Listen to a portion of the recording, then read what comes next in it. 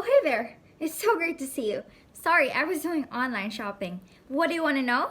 Economics? Did you know that you have been practicing economics your whole life? You see, economics is all about making choices, but not just plain choices, the rational choices. And soon enough, we're going to be health professionals, and we're going to make life-changing choices for other people. So, it is important for us to learn the value of choices. As I've said, we have been part of economics, and we are actually called the economic agents. So there are two types of economic agents. Number one, the buyer or the consumer. Number two, the seller or the producer. Now these roles are reversal. For example, I can buy this iPad and I can sell it at another time later.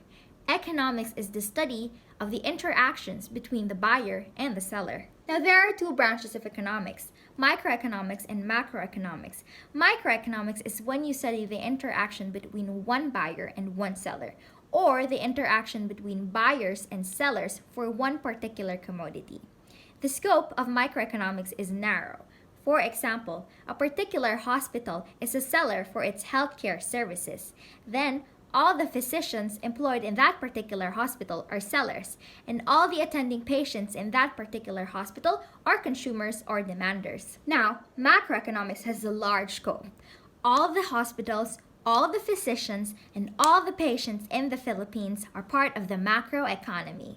Now, in macroeconomics, there is a third authoritative party called the government.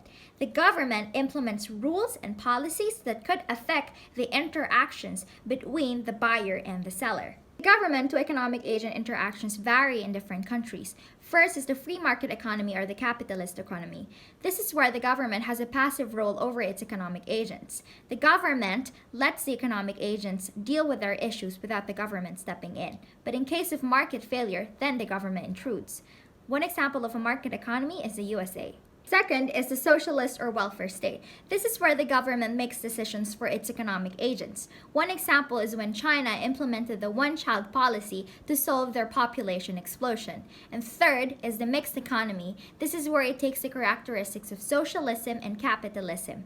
For important sectors, like in Canada, the government takes care of the quality of the healthcare system and the education system, while for less important sectors, they leave it to the economic agents. But here in the Philippines, our important sectors like the healthcare system and the education system are both managed by economic agents and the government. Economics would tackle about 4 questions: what to produce, how to produce, for whom to produce, and how to distribute.